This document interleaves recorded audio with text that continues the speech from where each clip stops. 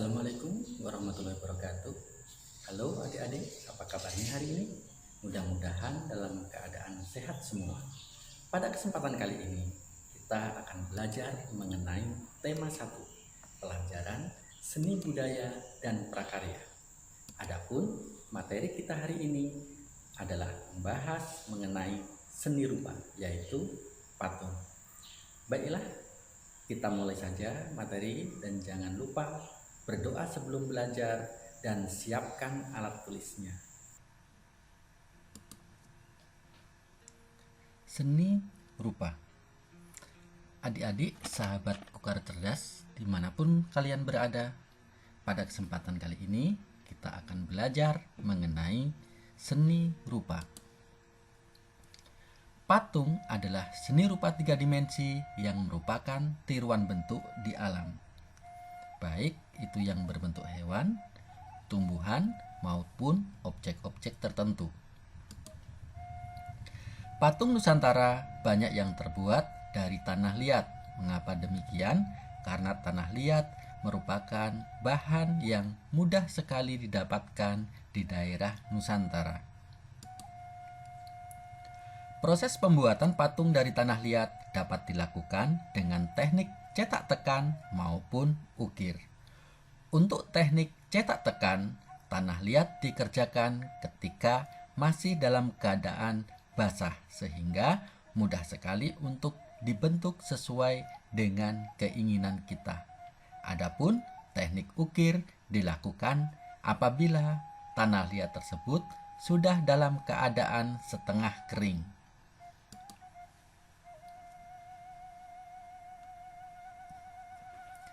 Fungsi patung. Apa saja fungsi-fungsi patung? Yang pertama adalah patung religi. Patung religi dibuat untuk mendukung prosesi keagamaan. Seperti kita ketahui bahwa ada beberapa agama yang menggunakan patung sebagai medianya. Selanjutnya adalah patung monumen. Patung yang dibuat untuk mengenang suatu peristiwa tertentu. Selanjutnya adalah patung arsitektur, yang mana patung arsitektur ini dibuat untuk memperindah suatu bangunan. Kalau kita lihat di Italia banyak sekali patung-patung arsitektur yang dibuat untuk memperindah bangunan. Dan di daerah Nusantara juga banyak juga patung arsitektur yang dibuat. Contohnya yang berada di Kalimantan sering kita menemui adanya ukiran-ukiran patung yang terdapat pada pilar-pilar rumah. Selanjutnya adalah patung dekorasi.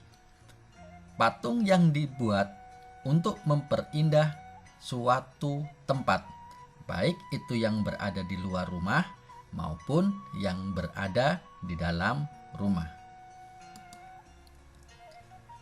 Patung seni. Patung seni adalah patung yang dibuat khusus untuk kepentingan seni murni tanpa adanya unsur-unsur lain. Jadi hanya dinikmati keindahannya saja. Selanjutnya ada patung kerajinan. Patung kerajinan ini dibuat untuk fungsi tertentu. Contoh yang ada di gambar adalah patung ayam yang berfungsi sebagai tabungan. Contoh-contoh patung dari negara ASEAN. Yang pertama adalah Singapura. Di Singapura terdapat sebuah patung yang sangat ikonik, yaitu patung yang berbadan ikan dan berkepala singa. Apabila orang melihat patung ini, orang akan langsung terbayang dengan negara Singapura. Selanjutnya ada Malaysia. Di Malaysia ada sebuah patung yang sangat tinggi yang berfungsi sebagai objek wisata dan menarik wisatawan datang ke sana.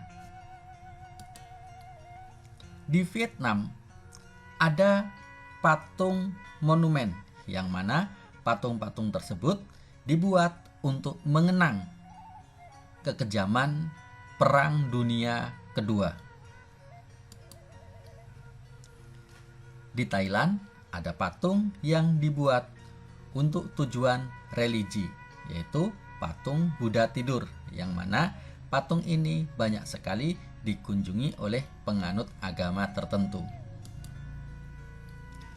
Dan yang tidak kalah menarik, di Indonesia juga ada satu patung, yaitu yang berada di Candi Borobudur. Patung ini sangat unik dan berusia ratusan tahun serta terbuat dari batu. Walaupun di Indonesia selain patung ini juga banyak sekali patung-patung yang lain. Di berbagai tempat di Nusantara juga mempunyai patung-patungnya tersendiri. Contoh, patung yang berasal dari daerah Kalimantan. Kalau kita perhatikan, patung ini terbuat dari kayu yang dibuat dengan teknik pahat. Selanjutnya ada patung dari daerah Jawa. Biasanya patung yang berasal dari daerah Jawa terbuat dari batu dan dibuat dengan teknik pahat.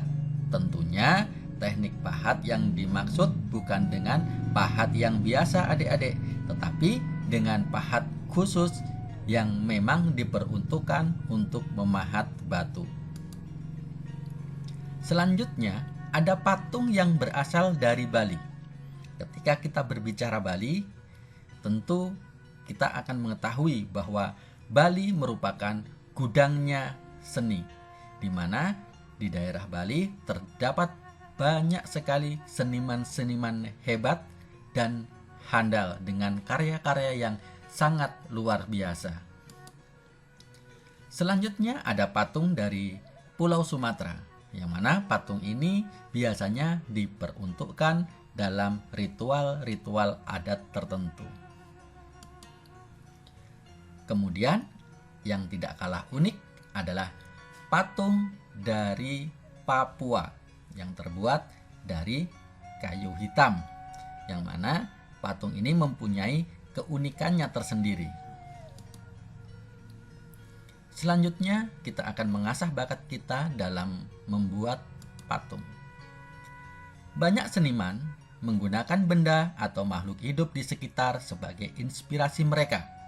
Seperti kita ketahui bahwasannya patung itu merupakan tiruan daripada bentuk-bentuk yang ada di alam. Jadi wajar ketika banyak seniman yang mengambil inspirasi dari benda di sekitarnya.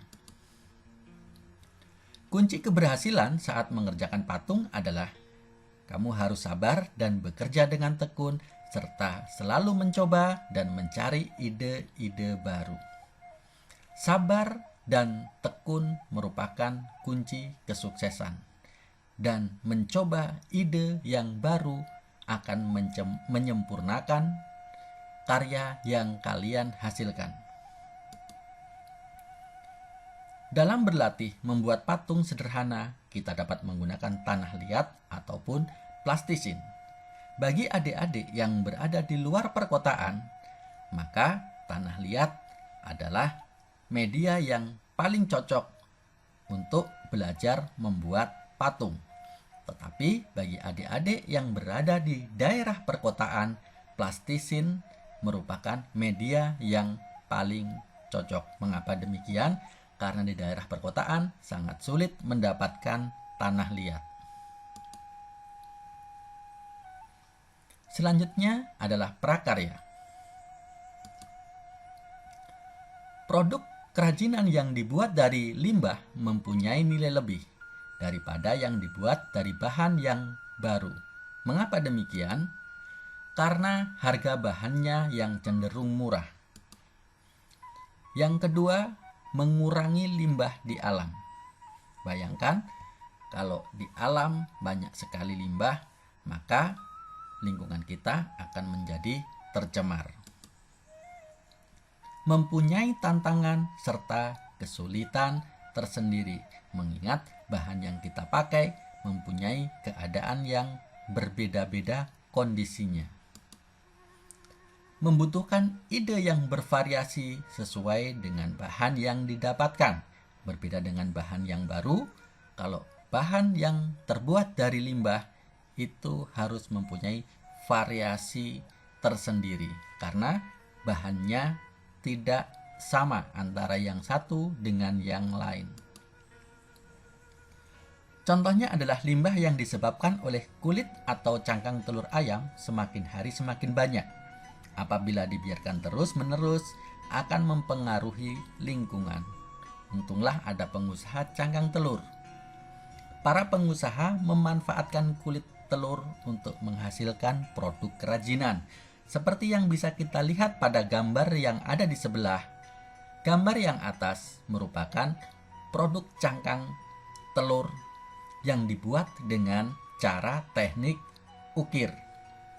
Dan pada bagian yang bawah adalah contoh kerajinan dari cangkang telur dengan menggunakan teknik lukis.